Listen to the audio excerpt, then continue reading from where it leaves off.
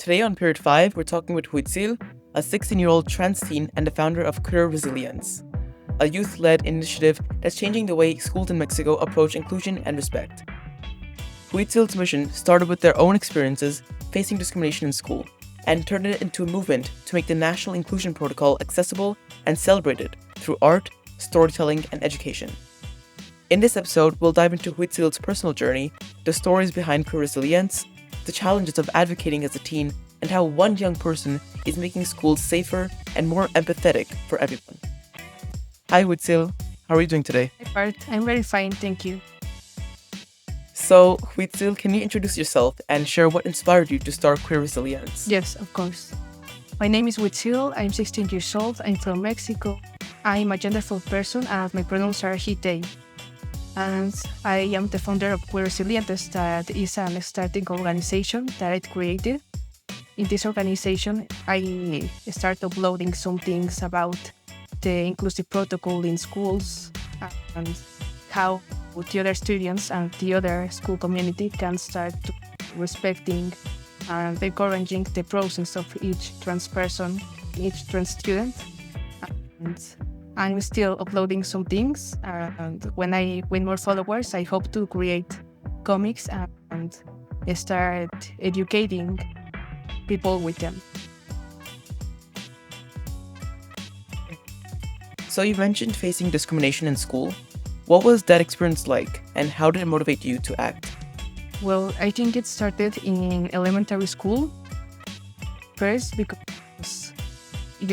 when you're in the school, they're always like, these are female restrooms, these are male restrooms, and this is a girl's uniform, and this is boy uniform.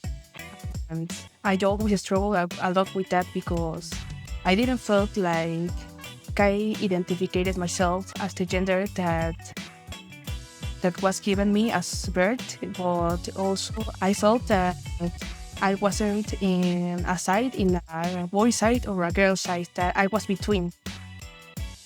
So it was very difficult and hard to explain to the others.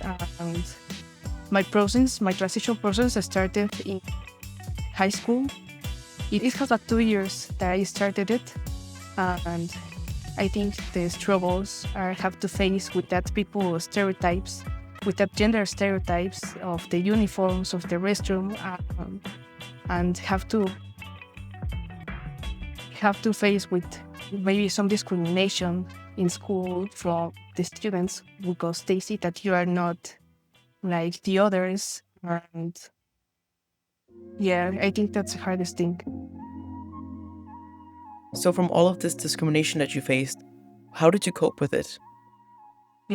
Well, when I was in middle school, I started telling some of my friends my pronouns and my chosen name, but most of all, they didn't share me and they started to make loud about me and to create rumors in the classroom with the teachers, with the directors. I talked with the director and she didn't listen to me, and I felt like I was wrong.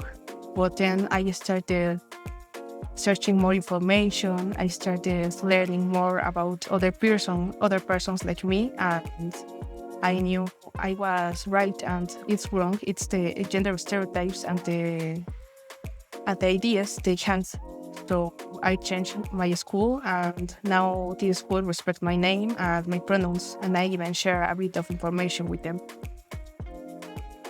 So looking back, is there a moment in your personal journey that stands out as a turning point for your confidence or sense of identity?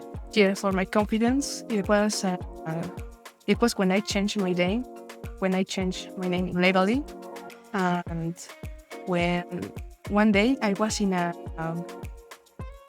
network with other trans persons, and one of them they were doing a drag activity, like they have some wigs, some makeup, some things you can wear, and then we danced with that, and I felt very liberated with all of that things because it was like being with other persons like me, and yeah, I felt very secure and safe.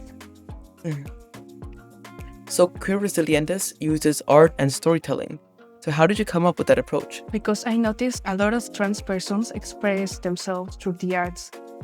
It can be through poetry, through theater, through dance, through ballroom, a lot of things. And I started noticing this, and so I said, maybe we can help the others, like creating some spaces where they feel safe, but at the same time they can do some activities like arts, like writing, like drawing, and yeah, expressing themselves and canalizing this feeling. Are there any plans to take what you have at QueerResilientes and bring it to the rest of Mexico, to other schools, and maybe even the world? Yeah, I would like to bring these comics, this approach, this information to other schools, first in Mexico, because this protocol exists, but it's not respected at all. And I want to change that. And also the process of changing the names legally, it's stuck here in Mexico for trans kids. So I want to reach with these comics to more people and encourage them to embrace themselves and being true with themselves. And yeah, have this courage to tell the others and express themselves.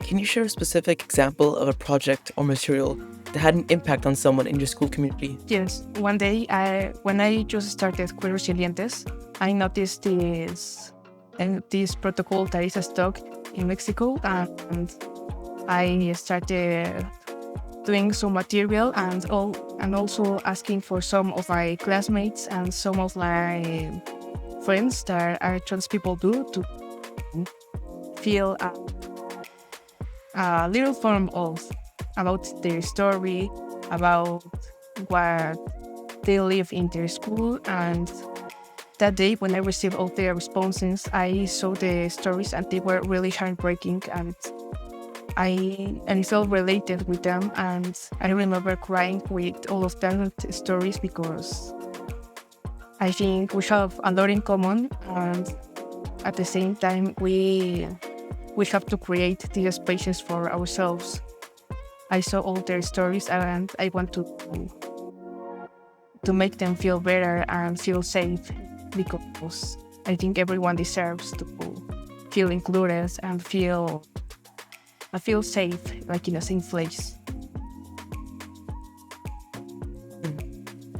So what was the biggest challenge you faced while advocating for the inclusion protocol? And did you face resistance from teachers, peers, or administrators? Yes, in middle school, I faced with that a lot because the directors were like very religious persons, and they told me I was wrong. They told me a lot of things, and I tried to explain them. But the other day, they did a debate in the classroom, and they told, we're gonna debate if the LGBTQ community is right or is wrong. And I felt they were discriminating me because one day after what I told them to respect myself, they did this, and that day I felt so alone because I was the only one defending the community and everyone was against.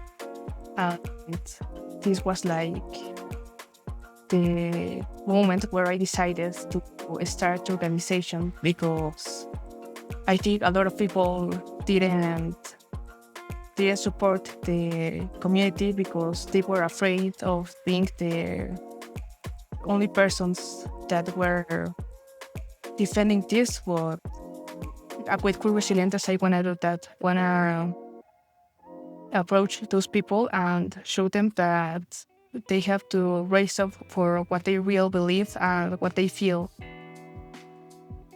What's one unexpected lesson you learned about leadership or advocacy through this project? First, I learned to organize my time a lot because I have some schoolwork, I have some other things in my personal life, and I had to equilibrate all of them to start uploading and creating this material, and also to defending my own ideas and what I feel, because in elementary I think I didn't have the enough courage to do that, but right now I have that courage, and I know that if even I'm the only person defending one thing in a room, I have to do that because I have to be loyal to my own beliefs and what I feel. So what's your goal for the first series of educational comics?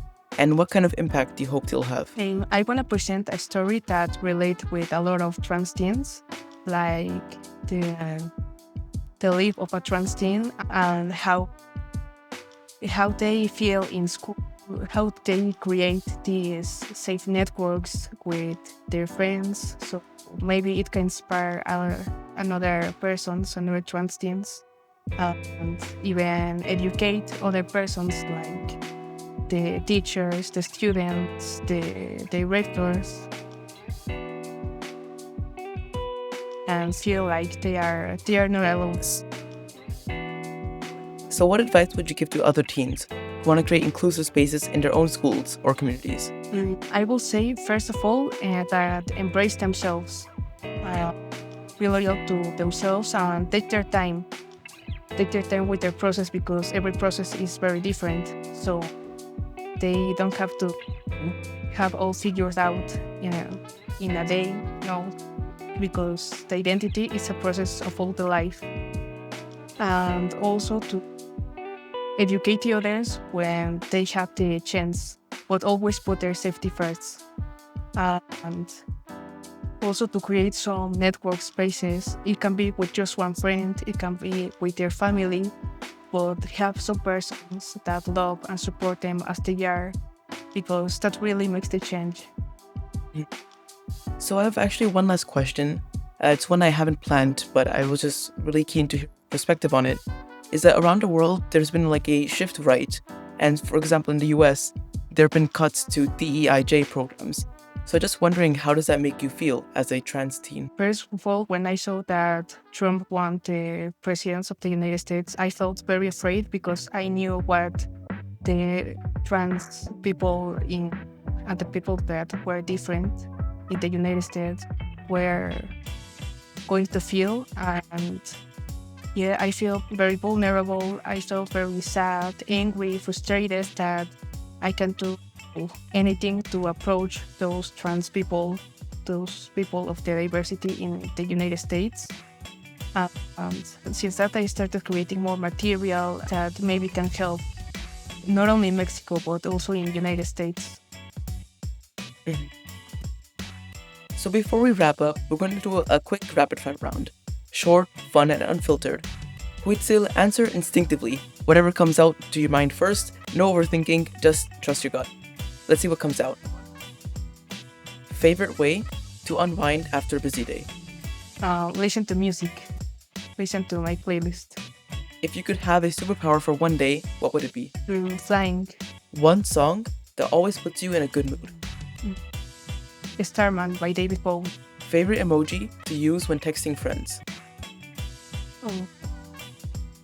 I think the one of the hug or the hands that are like high five. If QueerResilientes was a person, what personality would it have? Introverted but also collaborative. A hobby or activity that surprises people when they learn you do it. Playing the drums. If you could instantly visit any country in the world, where would you go and why? I would go to Japan because I love their culture and their food. And finally, describe yourself in just 3 words. Resilient, fluid, and brave. Well, Huitzil, thank you so much for sharing your story and your work today. QueerResilientes shows how personal experiences, even painful ones, can spark real change, and how teens can lead movements that make communities safer, more empathetic, and inclusive. For anyone listening, the takeaway is clear. You don't need to wait to make a difference. One idea, one act of courage, and one story told can start a movement.